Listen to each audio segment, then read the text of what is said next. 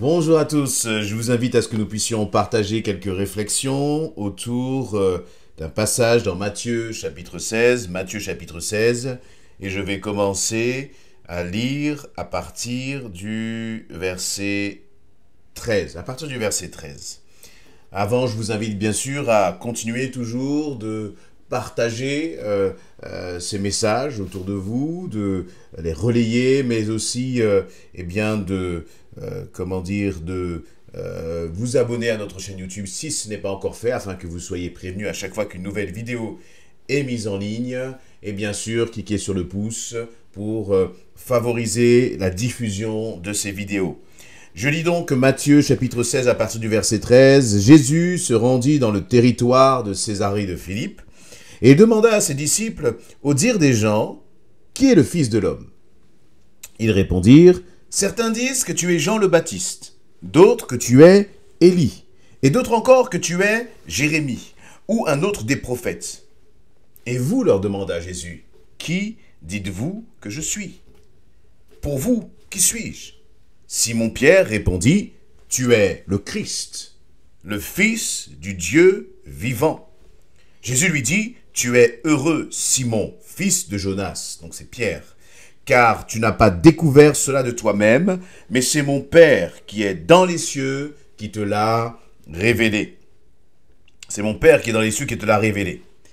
Verset 18, eh bien moi je te le déclare, tu es Pierre, sur cette pierre je bâtirai mon église. La mort elle-même ne pourra rien contre elle. Je te donnerai les clés du royaume des cieux, et ce que tu lieras sur la terre sera lié dans les cieux. Ce que tu délieras sur la terre sera délié dans les cieux. Puis Jésus ordonna sévèrement à ses disciples de ne dire personne qu'il était le Christ.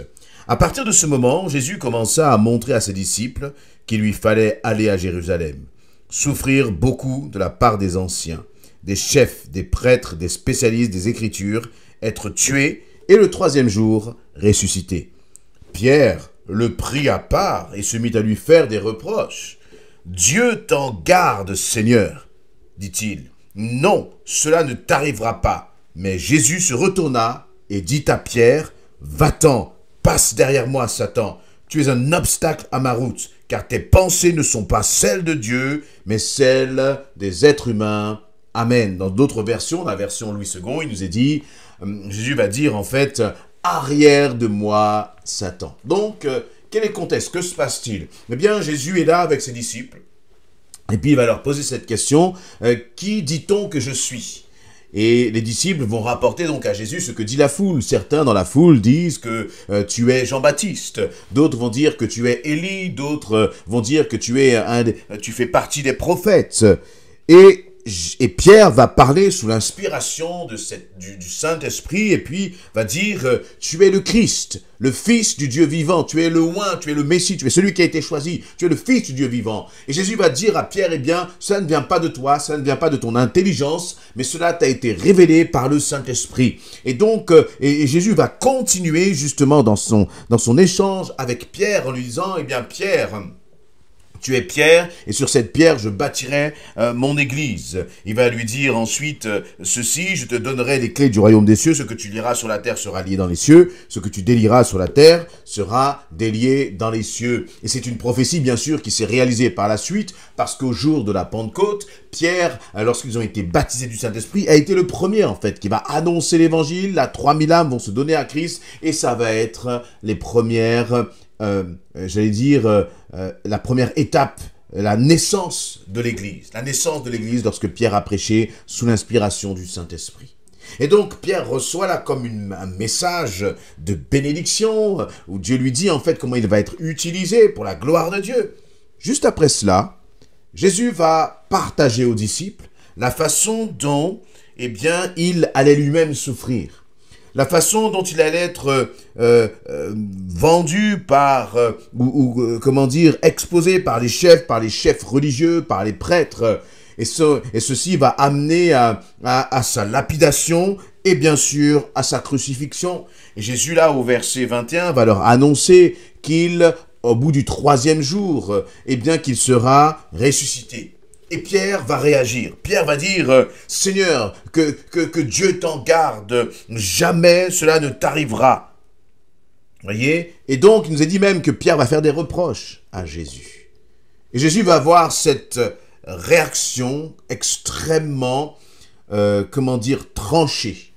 Il va dire, va-t'en, passe derrière moi, Satan. Tu es un obstacle sur ma route, car tes pensées ne sont pas celles de Dieu, mais celles des êtres humains. C'est-à-dire que Jésus avait cette relation forte avec Pierre. Il venait justement de bénir Pierre d'une certaine façon. Il venait juste de dire, Pierre, eh bien, avec toi, je bâtirai mon église. Sur toi, je bâtirai mon église.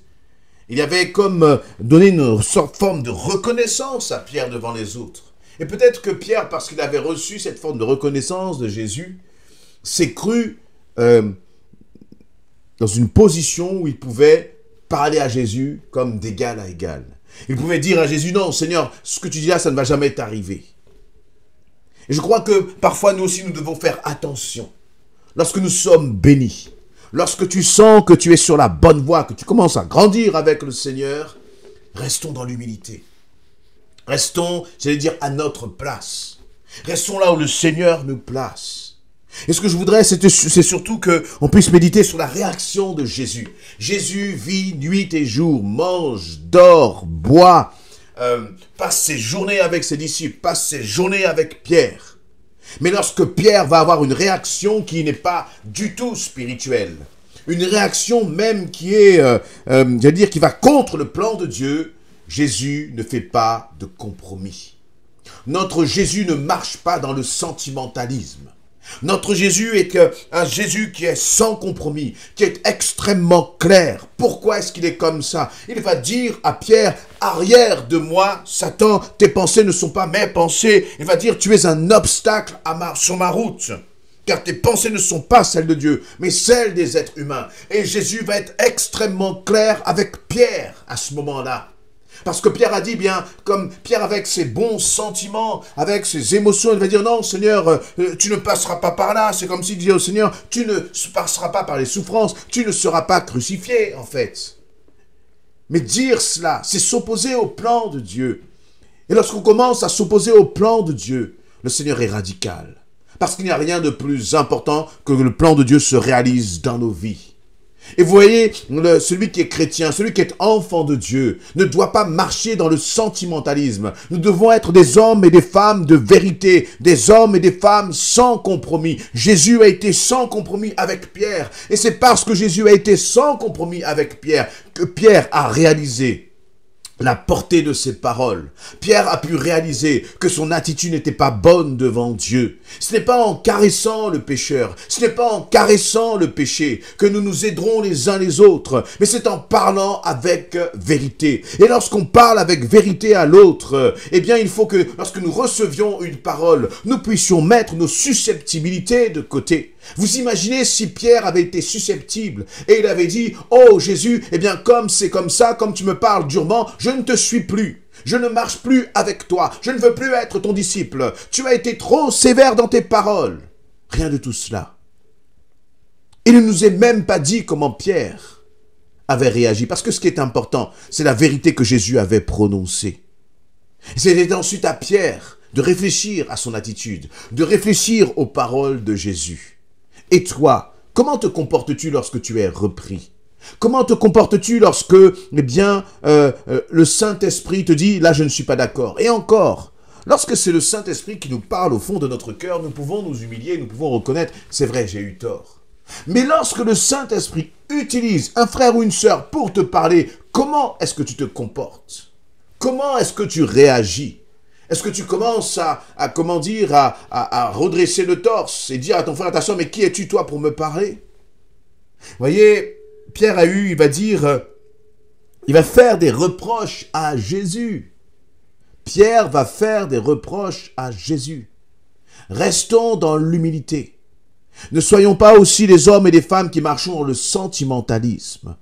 Je crois que plutôt que d'avoir des amis, nous avons réellement des frères et des sœurs en Christ. C'est-à-dire que ce qui nous unit, c'est Christ. Ce qui nous unit, c'est l'amour. Ce qui nous unit, c'est la vérité. Et il n'y a pas d'amour sans vérité. Sinon, c'est un amour qui est charnel. Sinon, ce sont uniquement des sentiments et des émotions. Mais le Seigneur veut que nous allions plus loin que cela. Être prêt à dire la vérité à son frère, à sa sœur, parce que c'est mon frère, parce que c'est réellement ma sœur en Jésus-Christ. Et je crois que lorsque nous proclamons la vérité, lorsque nous disons la vérité, lorsque nous sommes honnêtes les uns envers les autres, c'est à travers cela que le Saint-Esprit agit. Voyez, on n'aime pas un pasteur parce qu'on a des émotions, des sentiments, on le trouve bien, on l'apprécie. Non. On aime un pasteur parce qu'il marche dans la vérité, parce qu'il proclame la vérité, parce qu'il enseigne la vérité. Et c'est cela qui fait qu'on va aimer l'autre.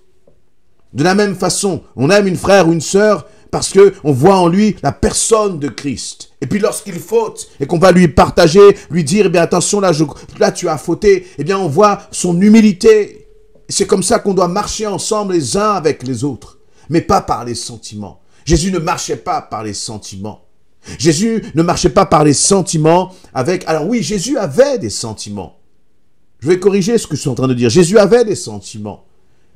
Mais ces sentiments ne passaient jamais au-dessus de la vie de l'esprit. Jamais au-dessus du plan de Dieu et des projets de Dieu. Et c'est ce qu'il va reprocher à Pierre. Il va lui dire à la fin du verset 23, « Tu es un obstacle sur ma route, car tes pensées ne sont pas celles de Dieu. » Donc, le Seigneur va dire, Jésus va dire à Pierre, tu es un homme ça sur ma route parce que tes pensées ne sont pas celles de Dieu, ce sont des pensées humaines. Et donc, si tu ne changes pas ta façon de penser, tu deviens un obstacle à mes plans.